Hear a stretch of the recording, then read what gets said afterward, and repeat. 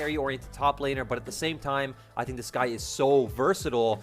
And here we are once again getting into the blind pick. That's it. Game 1 has been and will be to the very end of blind pick. And we've seen a couple of Zoe versus Zoe matchups. We've seen a couple of Renekton's across the board. Let's wait and see the potential of a mirror. But Lyric, you know, the journey has been really fun to watch WE get here through the group stage. Top Esports seeded into the quarterfinals, but still looking like that team put together with Jgl. Now that we have our 2 best teams, this game 1 is going to give us a feeling into this series. I also love that Top Esports have stuck pretty much standard throughout all their games. JackeyLove's only played 2 AD carries, so this is his 6th game on the Jhin. He's played 2 other games on Ezreal. We see Karsa going back to that Graves, his most played champion in Demacia Championship, Knight with the famous Zoe. Top Esports have very clear priorities on what they want to pick, and I feel like a lot of that goes to them bringing in Warhorse from FPX, you know, being their new coach, trying to streamline what they're doing, because obviously there's that famous Knight quote where it's like, you know, I don't even know what champions we're picking half the time. Really high expectations for it is the Sejuani coming out in the end, which is such a different change of pace for WE. Lyric, I'm going to let you explain that in a second, but I want to hype everyone up because this best of 5 could have massive implications. Head into Summoner's Rift after a brief delay. No mirror matchups across the board. Individual lanes at the ready. Top Esports, your 2020 World's representative, coming out as the first seed next to JDG, and Team WE, who haven't been to Worlds since 2017 and have been trying to rise back. Then you know what? That's a good sequence. We had to see the trophy, so now that we've seen it, goodbye. The crowd at the ready too. And I really want to see what WE is going to do in this early game, right? We've already hit on the Sejuani a lot. You typically expect her to be a bit more farm-oriented, get some of those levels down first. And then we've highlighted the synergy she has with the top side of the map, so putting some pressure up for against 369 will be quite nice. Of course, he's a tank, though, so 369 is going to get to a point around that level 6, 7, potentially 8 mark where he's going to be quite difficult to gank. Maybe then we'll start to see the cards shift in favor of the bot side of the map. We've seen Jiumeng and Missing be extremely dominant in the 2v2 in this tournament, compared to JackeyLove and Jgl, who have been amazing team fighters, but have struggled in the 2v2. The laning phase we saw, I can't remember if it was against Feature Gaming, Lyric, or it was in the first round of playoffs where we saw JackeyLove and Jgl outmatched a little bit.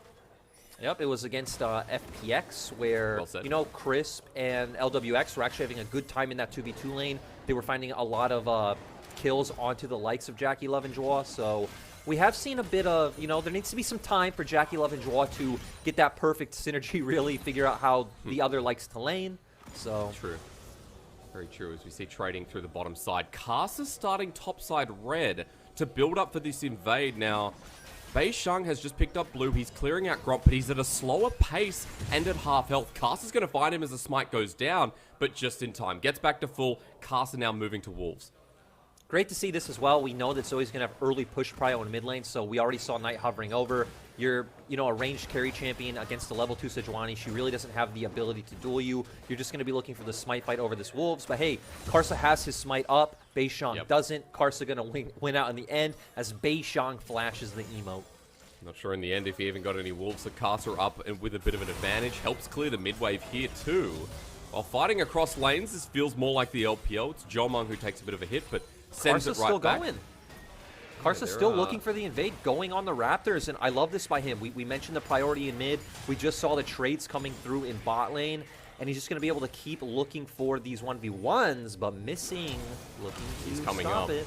Flash away from the headbutt pulverized, but lands a double right in the middle. Knight now has to use that fake flash as Karsa's getting low in the middle of this field, but the AoE damage from Top Esports is so much better. W have walked to their doom and even bringing the teleport down. Can they win the fight? As JackeyLove's in it as well. Breathe brings it back, but it's too late. Top Esports have given 2 kills over to their star player. Really unfortunate for the side of WE. Breathe coming in with the TP, but guess what? Jiumeng is a bit too far behind. So when it theoretically should be a numbers advantage, it actually ended up being, you know, a 2v2 into a 3v3 into a 4v4. So never able to utilize that advantage they found. And like you said, massive start for the side of Top Esports. Knight on his famous Zoe just feels like a game he could take over, especially when WE's comp is a bit slower, right? The Orianna in the mid lane, the Sejuani in the jungle. Going into this replay, Missing having a really nice combo, but Karsa plays around it so well. Jgl moving first. We noted how much more aggressive he is than Yanja. Knight flashing in aggressively. Looked like it was a flash that he had picked up from beishang, and then they're able to finish off Shanks in the end. And like I said, the key thing there was that Jiumeng wasn't able to follow through. He did get zoned off by Jgl and JackeyLove, so the numbers advantage was never there. And after the play, Luke, I want you to take note of a key item that's been picked up. There is a lost chapter already on Knight, pre-5 minutes. He's 2-0-1 with a bounty, so I feel like for Shanks, this lane's going to be a little bit harder than we've otherwise talked about. It goes back to the point of that Knight having a prio in this lane. I still don't really expect him to have any solo kill pressure. You know, he's going to need to land a Sleepy Trouble Bubble into, I'd say, a pretty nice Paddle Star combo with his ultimate. We see Shanks playing pretty safely, so he should be fine. But, you know, the mid lane isn't the problem. The problem is what we're seeing on our screen, where Knight's going to constantly be able to roam to these side lanes. Yeah, if you can't affect mid, let's go bot instead. Setting this up as Karsa gets the smoke screen down. Flash away from Jiumeng, but he'll burn to give the movement speed. Knight's coming in with that Paddle Star, and that was an inch too close. WE's bottom lane survives, but now the priority completely given over to top Esports. A big thing, too, is the fact that Jiumeng and Missing are getting zoned off another wave. So Jiumeng going to be missing out on a ton of XP. And JackeyLove's already level 4. Jiumeng only level 3. So these are going to be advantages that you can continuously look to punish and stack up. We've talked about the mid lane so much. So if you're top Esports, you can just, you know, get your recalls off, get back on the map, and look for a repeat play and keep punishing this misfortune. And I think it's also important to note what WE might get out of this as a response. beishang invading topside here. Breathe has the flexibility to push in and is maintaining a CS lead with that Jhin now picked up. And for W, we already talked about it, right? Your big combo is in the top side of the map, but overall, your win condition definitely comes down to those 5v5 team fights, right? The Orianna ultimate with Sejuani or Alistar delivering the ball, the ultimate coming out from the misfortune, and then Breathe finding some kind of nice flank angle to put pressure on immobile carries like Jhin and Zoe, but I feel like we're a long way off from that point, and this early game is going to be completely top Esports dominated, which is weird when early game has where top Esports have been struggling this tournament. That's true. This is a good sign of life here as Smite goes down a little bit too early from Karsa. It is secured by beishang while mid laners sync up with their jungler. Meanwhile, top side, 369 getting bullied out to be expected, but let's just hover back over bottom lane because Karsa continues making the repeat play, sets himself up towards bottom once more, but WE are reading this and putting down vision to try and counter. Yeah, WE going to try and hover bot side, clear out this ward, and it's going to allow Jiumeng to push this wave. They're not going to be able to look for anything like an early dragon. Maybe they can turn this into just the Scuttle Crab, and then I assume we're going to see beishang back off and go clear some of his topside camps. Wave pushing in now eventually. The Scuttle, as you mentioned, secured on top of the other vision will be in a moment at the very least. And this feels really nice for WE. Kind of halts that momentum that Karsa was abusing as he's clearing his red for now. And just scanning over the items once again, right? We have Serrated Dirk on JackeyLove compared to 2 longswords and a tier on Jiumeng. So definitely a lot more power in the top esports spot lane right now. Lost Chapter just against an Amplifying Tome and a tier on the side of Orianna. So once again, winning lane state for top esports. And this really is going to be your only pressure point for WE's, the Camille versus Ornn matchup. It is nice to see Breathe on a carry. We said this is where he has thrived pretty much over 2020. Yeah. But still, I don't really like how slow WE's comp is, and that could just be shown in the fact that, you know, they have 2 tiers. They're fine just kind of sitting back, chilling, throwing out the pokes, stacking those up, and waiting to hit those item spikes. It's nice on the Orianna too. Command Protect gives you a stack because there's a spell for an ally. 120 already picked up, and actually maintaining the CS lead with Knight's movement across the map before. But the damage still a big concern as Knight has now picked up the Sork Shoes on top of the Lost Chapter already, and a Dark Seal in there, which we've talked about before. Also interesting to note that Top Esports are making the rotation topside to go for this Herald. I like this play a lot. They were able to get the push on bot wave, so we see Jhin, JackeyLove are here first. They're also coming off a bounce back from topside, so the wave in top is neutral, so 369 can actually come and fight this. He has the Call of the Forge got up, and this definitely feels like a great position for Top Esports, and I expect WE to just give up the Herald. And just go for the Dragon as they're doing. Pings are going down. They say, forget it, let's push mid, and beishang moves directly down there with the Bammy Cinder, so he'll be able to take it pretty quick, as even Shanks through the mid lane gets 160 gold to himself. So this is really nice start to the series from WE, where they're not just losing out, they are making proactive trades and making sure Top Esports don't run away with the game.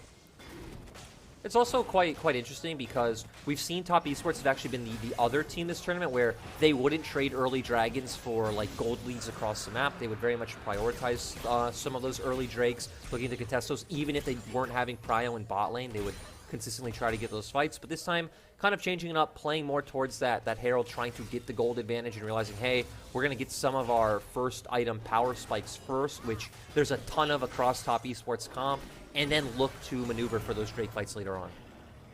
Next one will be up in 4:30. Keep an eye on it, though, because it will be Ocean or Mountain. Ocean, you know, for both teams, great. Mountain, even better for the side of Top Esports with the Ornn and Leona. We'll see if the dice gets rolled here. Wave pushing in once again from Shanks as WE's vision across the map continues to expand, even towards the enemy jungle in the top side, as you can see there now on the Raptor camp. It's definitely one area where WE have excelled is that vision control this game. When you're the team that does want the slower paced early game, it's a lot more of spotting out the enemy jungler and the enemy support's map movements, trying to counteract their plays rather than aggressively looking for your own, because for WE, right, theoretically an even game state is a winning game state, so I like how they've controlled the pace of the game thus far. That vision going to come into play with Karsa moving to the bottom side. He has the Rift Herald in hand. This is a lot of gold injection for the bottom lane as Knight knows the exact game plan. Walks down to threaten, moving back to mid, but Karsa is consistent to the play. And the wave has been cleared out. So for Jiumeng and Missing, they're safe for now, unless Top Esports want to dive. It seems like, ooh. Okay, Solar Nice Flare used in response though. Deadly Flourish with the Pulverized Draw absorbs the turret. And the wave gone through the bullet time. Nice was the right word, Lyric. Yeah, it did look like that Top Esports were trying to set up that dive, even with Knight going back to the mid lane. I definitely felt like they had the tools to do so, but nice bullet time coming out from Jiumeng. You realistically shouldn't have any sort of objective fight over the next few minutes, right? WE, their comp, very set for neutral objectives. We don't see another dragon for 3 minutes. Oh no, that's a desynchronization. Glacial Prison misses because of Shockwave. They still get the kill though, which means a massive shutdown on Knight over to beishang, but that was closer than we thought, as Pillar used very spontaneously.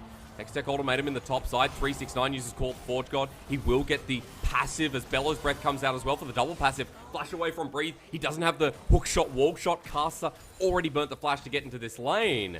And Breathe styling a little bit on 369. It was extremely close there for Karsa. Uses the E, uses the flash, even procs the phase rush, but the slow coming out from Camille W halts him in his tracks. And going back to the action we saw right before 369 and Breathe, I'd say this is pretty expected. Breathe, obviously no pushover. I think one of the best top laners in the LPL, can abuse a winning matchup.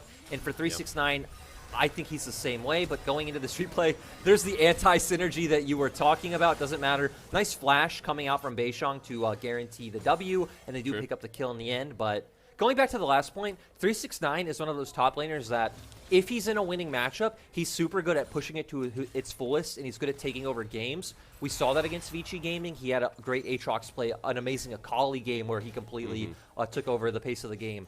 But on losing matchups, we do expect 369 to just be a bit of a role player. He's going to lose as gracefully as he can, and you do expect to see him get out-traded like he did just there. And you know what I love? The fact that we saw that 1v1, and we saw Camille hookshot to something I've never seen before. That was very innovative to use the Ornn Q, and now we all know. Herald going to be placed mid meanwhile, though, and I'm not sure if it actually gave the plate to Karsa, as he's already up the river. Maybe because he put it down, it doesn't matter about the range. Correct me if I'm wrong, but Karsa at least getting topside Scuttle Crab, and now puts a bit more damage on mid to make it a bit more breeze in the wind like. Yeah, and both supports are here, so I'm kind of expecting us to see some kind of skirmish.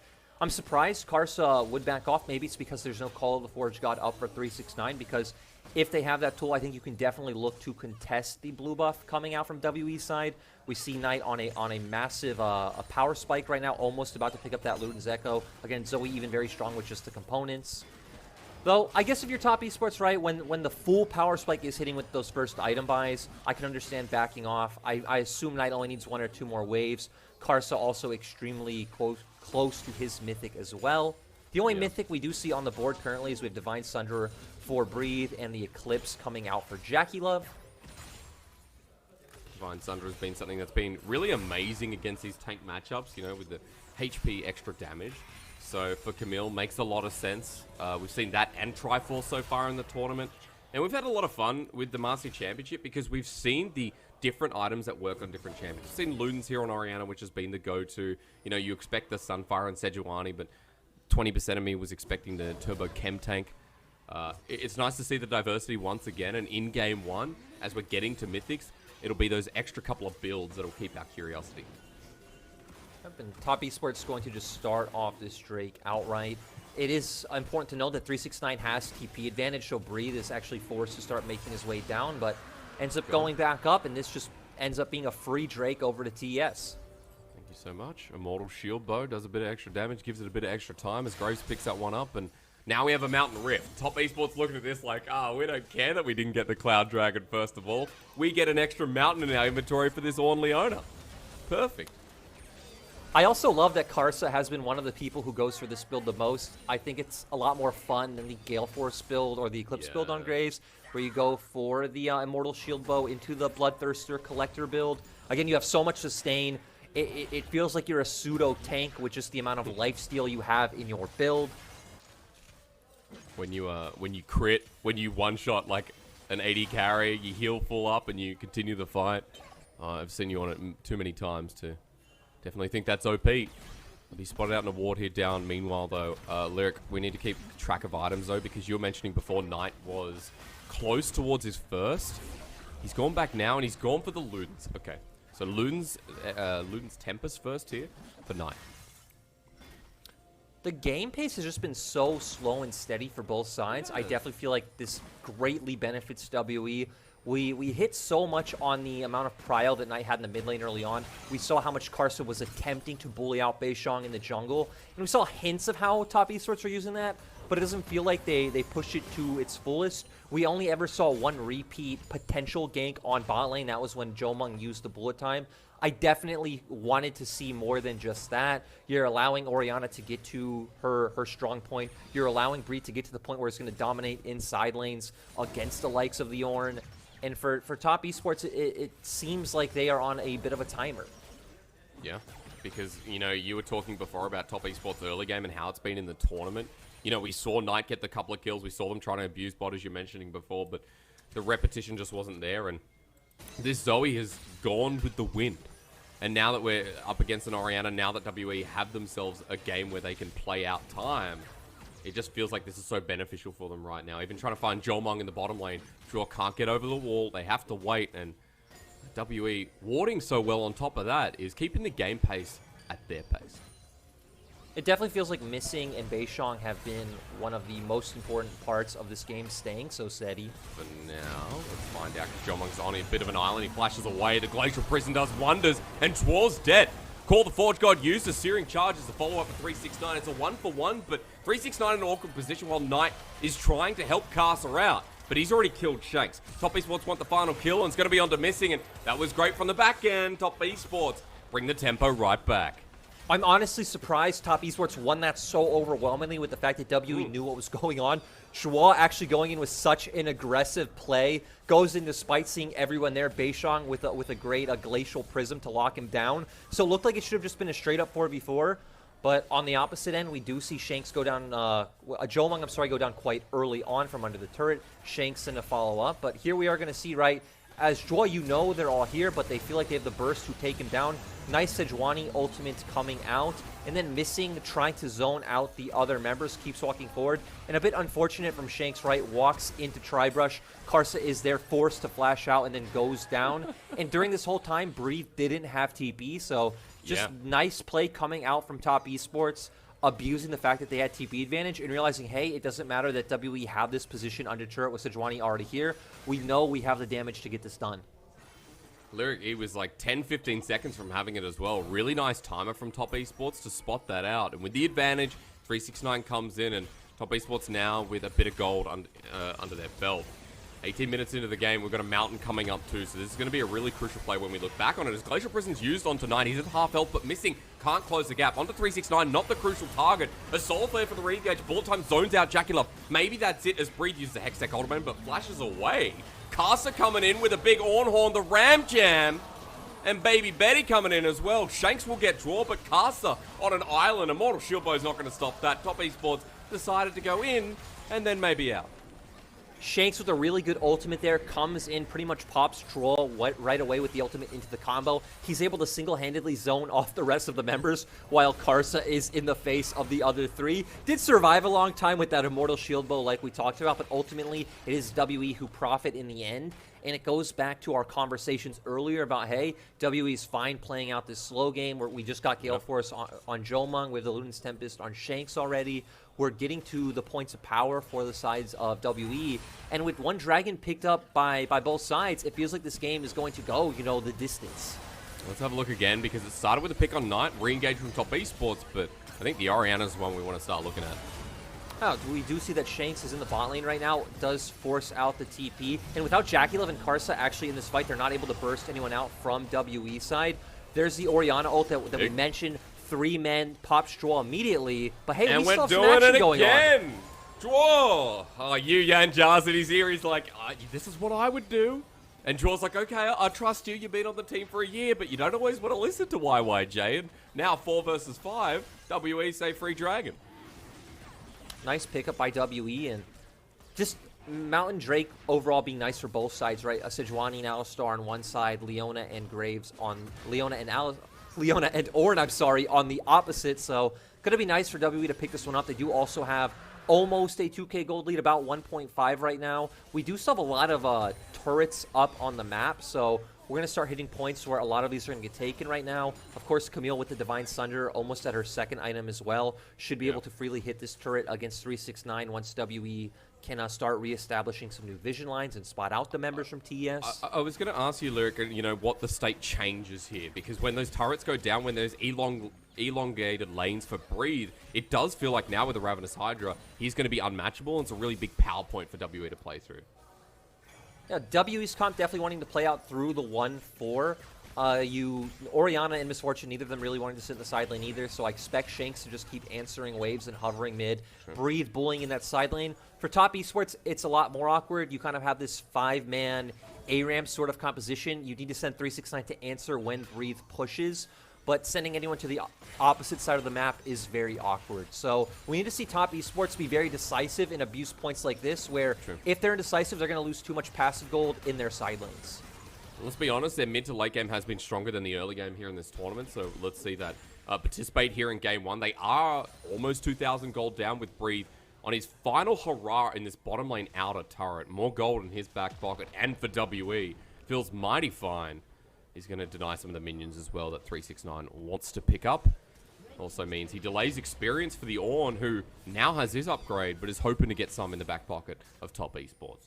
WE, which is a nice read of the map. They understand as well, right? Top esports have already grouped 5-man mid, so if they're not able to force a team fight here, they're going to lose so much in terms of, you know, gold and EXP through minions on the map. So Jiumeng just throws out the bullet time and says, hey, we don't necessarily care about fighting you right now. We're willing to take the small advantages, wait that 3 minutes out, let Breathe do his thing, and then, right, Breathe able to take that turret just like we saw, and now it's just going to be a rinse and repeat for WE. Just get back on the map, have your resets, put down vision, let Breathe do his thing, wait out that 3-minute mark, and then do the dragon dance once again. Such a good look for WE when we're heading towards that LPL 2021 season, and WE just beating JDG in a full 5-game series, coming off the back of that momentum into this series. This is a great game 1 blind pick start. And while we are talking about WE, just gives me a moment while the game continues to be slow to mention that the game's not going to be slow for long. Breathe in the Ornn matchup, feeling good. Flash away from 369. This is the OMG top laner that was carrying that team 1v9 in 2020. So I'm glad we're seeing him on a team that is like, yeah, Breathe, keep doing that. Breathe was one of the most hyped top laners. I remember we were doing tier lists around that time. I personally had him in my top 5 even at the end of Summer Split. I think his Fiora game stands out to all of us with that insane outplay. I think it was up against LNG, so nice to see him having a team around him to thrive. And now for WE, thriving again into the fight. Bullet time, great. Forces Knight out to the back. In fact, that was Karsa who has to flash and burn both his summons with the shockwave again. Shanky Shank. It's like being in a prison. You don't know where it's coming from as 369's heading forward as well. The searing charge for the turnaround. And top Esports say it ain't done yet. Draw for the re-engage. The Solar Flare not needed because he uses the Zenith Blade. Dodges the Comet to survive. 2 dead, 5 on top Esports alive. Yeah, nice coming out from top Esports, and it goes to a point that we didn't end up mentioning, right? We've seen this all tournament long. The Zoe, the Jhin, the Orin. This comp does so well at playing from a range. They have a lot of non-committal abilities that, you know, you can throw out Call of the Forge God, Sleepy Trouble Bubble, Jhin W, you can open up the Jhin Ultimate, and, you know, if you can find a pick, if you can hit some of these abilities, you can go in. If not, you don't need to commit to the fight, and top Esports going to use that advantage. Just look and turn to this Baron. Mr. Lyricist, 5k. It's going down fast. There is no smite available on WE. No spellbook across the board. Breather on the back end looking for the steal. At 1k, smite secured, and so is the Baron. Knight out of the back of the pit. He has the flash. TP being burnt, and WE want the fight off the back end. As 369 can't get the call of the Forge God, and Bree still remains absolutely gigantic. Give him the other kill. A double for WE's top laner, but Baron secured by 3. Overall, feels like a bit of a wash. Nice for W to pick up those 2 kills. Top Esports having Baron, though.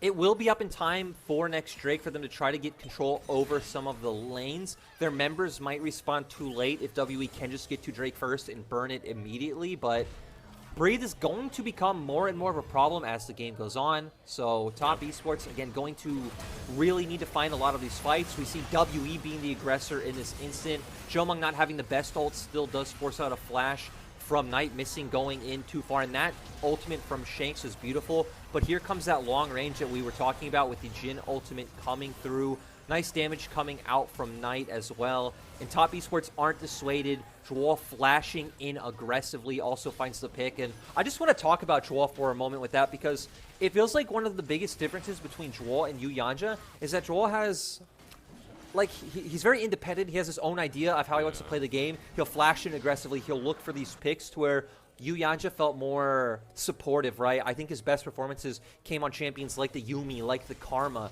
Wasn't necessarily this guy who would pick up a Leona or an Alistar and just find these opportunities himself. So nice stylistic difference between Jgl and Yuyanja, and I definitely feel like Jgwal's style meshes better with the members of TS who just love being so aggressive. Especially JackeyLove in the bottom lane. The ability to take a bit more command, a bit more agency is now here. This is what he's doing in the blue side jungle. Solar Flare used early though and Breathe going golden may turn the play. Glacial Prison on the back end and Twirl locked up while Missing has a flanking position, Lyric, but not going to be used. Trouble Bubble there. Knight ready to pop, and the Weasel still stands strong. Top Esports have the area around Baron control, but they're not looking at that. They're looking at top to start this Baron push. Gold still just about even, and this goes back to the lane setups we were talking about earlier, where TS really just want to play through one lane. They're not really a team that does well in 2 or 3, so we're constantly seeing 1 or 2 members hover to the lane. They're not playing around the adjacent lane, push that in, and then move back. Shanks just having a bit of an ultimate, looks like, to try and clear the wave, poke out the members of TS. Didn't really do anything, so nope. Not much going on for the side of WE. 369 holding the choke for now, and Knight loves this position, as we all Zoe players know. With 3 items in the Void Staff, he's popping quite large, almost level 16 as well. With the next wave coming in, he's the person to watch up against this turret. Is that the Glacial Prison again with the bullet time onto Karsa, but 369 interrupts, get a searing charge. Knight comes in, and pop this time the Weasel goes. WE with a man disadvantage, and top Esports always bring that X factor. JackeyLove almost gets missing, but it is blocked by Breathe. Top Esports with another solid pick. Knight was so massive in that fight. Actually, before any of the action even started, he almost popped Missing with the Paddle Star, got him to half HP with only 1. Then we see the engage coming through from WE side. Knight once again Paddle Starring along JackeyLove's ultimate, picks off Jiumeng immediately. and then we're able to get a bit more damage down to that turret. We're going to see here, again, really nice position that you mentioned coming out from Zoe. Right there is that damage coming out onto Missing. He also lands the Sleepy Trouble Bubble. Nice knock-up coming out from 369 to hold Jiumeng here, which then chains into the Paddle Star coming out from Knight. We see the Jhin ultimate opened up. They're trying to get that last pick on the Missing, but sadly aren't able to do so. And we haven't seen much utilized with the Baron coming out from TS, but still being able to at least get 1 or 2 more picks, being able to exert some map control has been great to see. And I think also it comes back to how you set up these compositions so well, Lyric, where you talk about W have the scaling advantage, but for top esports, they're the ones who want to be grouping up. They're the ones who want to be forcing the play and using their numbers in such an aggressive fashion. And that's what we saw there in the top lane. So as Baron goes down now to another timer, I think the other thing we have to start looking at is when this Dragon comes up, what's going to be the objective that top esports prioritize? Because W will definitely threaten the other. I mean, I feel like both teams need to look at Drake, right? W, you have no reason not to just go for the Soul at this point. In top esports, really feels like you aren't able to give that one up. Your comp is very burst reliant, right? Jhin, Graves, and Zoe all burst champions. If they do get more resistances on top of that shield on already tanky members, Sejuani and Alistar, a Bruiser and Camille, I don't know if TS will have the damage to win out these fights. That's a very good point. At least for now, though, finding it before a potential soul secured by WE, because note we have Ornn item upgrades coming across the board as 369 is level 16. Syzygy picked up by JackeyLove. The Eye of Luden actually there for Knight as well. And we have the Blood Ward coming in for Karsa. So 4 out of the 5 items being upgraded with Turbo Chem Tank left till last. I was going to say, interesting to note that we do have Jgl going Turbo Chem Tank. That has not really been the items we've been seeing. We've had it a few times. It has mostly either been the Locket or the Sunfire coming out. So once again, going in line with how we've talked about Jgl really wanting to be an aggressive player on this TS team and get into the thick of things with these fights. I think also just seeing, the item into this team composition where top esports have been all about closing the gap and getting in fast, makes a lot of sense to see that adaptation here. He's been leading the charge with a lot of the engages you can see through mid. WE challenging for vision.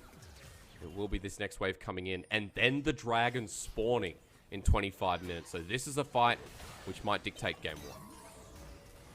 And for WE, right, we've already mentioned it's about Breathe trying to find a nice angle on the flank. For TS, it's pretty stock and standard as Jgl. Starting, yeah, he has. Breathe gets the magic shield, and that would have helped against Zoe, but he dodges away anyway. Call the Forge Gold while Karsa's on the back line, doing a bit of damage. Collateral damage, in fact, gets him out, while 369 goes back in with a Searing Charge. He's trying to 1v3 in the Curtain Call. He's going to make it number 2. They get Missing. Jiumeng on the flash retreat, but the final bullet hits him in the end. Searing Charge for the chase, while meanwhile Breathe is trying to carry the game. He's not too low that he can re-engage the fight. As Sleepy Trouble Bubble lands from Knight. He has a flash there, Lyric, as well. Gets over the wall, and JackeyLove hits beishang in the back of the ball's tail. Top esports Dragon is theirs. Top esports, Jgl finding the angle goes in. I think it's really nice because WE are cut on 2 completely opposite sides with their tanks in front line. Oh, he has flash, but the Paddle Star was not at the right angle. Oh my lord. This is going to be another Baron for the side of TS. Beishang's not up, so no smite contest coming out from the side of WE. They potentially could look to come fight this. Shanks is up. He has ultimate. Jiumeng as well, having the bullet time. A ton of AoE with top esports in this choke. There's a teleport. This Camille is scissor-legging her way down to the Baron, but it's already gone. It's already gone. The fight's being turned by top esports straight onto the mid lane. And bullet time used, though, with the shockwave. That's a combo, but Breathe misses the hook shot, wall shot. Now needs to hit Karsa for a chunk of damage. Does with the Hextech ultimatum, but Knight is dashing his way through the fight, and top esports are now unencumbered. They roll back in, and Knight makes that a miracle play, with top esports taking 4 away. It's so amazing to see Knight have one of these games. This was the Knight we were hoping to see at Worlds, really having a standout performance on his Zoe pick. JackeyLove once again picking up this Jhin, and these 2 in tandem are completely taking over these team fights. They are. It shouldn't be top esports game. WE played the early game well. They paced it out, but individual talent, raw skill as well. Top esports running towards the Nexus. beishang left by himself. Glacial Prison is the final stand, but one Nexus turret will be all that remains. The flash comes forward from 369. Needs to hit after the Bellows Breath. Missing in here as well with the headbutt pulverized, but doesn't get the full engage. That's a 2-man knockup, but Jgl survives, and Missing will not. One more shot necessary, and it's Knight who takes him down. However, with the time of death. Top Esports will not be able to end right now. WE very lucky they get to hold on for another few minutes. Again, they're still playing for that same win condition, right? It's all about just landing that smite and getting the soul. I like that with that last engage, Top Esports didn't even let Dragon come up before they looked for the fight. No reason to go for any kind of 50-50, which we know Karsa is kind of famous for in these situations. And actually, Demacia Championship overall, if you guys have been following this tournament, it feels like the team who isn't on the objective gets the objective 100 times more than the team who actually starts it. We've had smite steals, we've had bullet time steals, we've had like paddle star steals. There's all kinds of steals this tournament. Set W steals, dude. It's been insane, right? Like the amount of steals that we've actually had, I think has been more than an LPL season together. Definitely worth doing the stats if anyone else out there has the interest. But you're exactly right. I think we've had one of the best Demacia championships with the best quality of talent. And game one has already entertained us so much as Shanks. Good job to pick up the Banshee's Veil. Survives the trouble bubble as Lifesteal King off the side here in Karsa is just clearing down a ward. This Baron minion doing quite a lot, and Top Esports trying to break the base from another angle. It has actually been hilarious if you've paid attention to Karsa in these fights, because he is in for so long without going down pretty much in 1v3 situations, but Jhin ultimate does come out. Ooh. Yeah, we're going to see any more curtain call to line through. Inhibitor number 2 goes down on the bottom side. It's only top side, but the wave not in position with an inner turret in their wave, but maybe they end the game instead. Knight going forward goes golden. Glacial Prison with the AoE as 369 getting the engage. On the backline though, Breathe may have found the perfect targets, but Missing goes down and JackeyLove's damage too much for the Camille to deal with. One shot into GA while beishang, the armor shredding, still so much with a Jhin these days. Lyric, that's all she wrote. Top Esports bring the game to its knees. In 35 minutes, it was back and forth, but some highlight plays to kick off the finals. Really fun game one to start things off, and it shows us that neither team should be taken lightly, right? WE coming in late, and we'll have a look at the gold flipping at 25 minutes. That was kind of the play, 26-27. We saw Knight get some crucial picks. You know, the Baron getting taken away as well. And I don't know if I call that a quieter game for Knight, but just with everything going on in the end, you know, he started to pop off anyway. I think the key thing was when we saw TS start abusing the range disadvantage that WE had.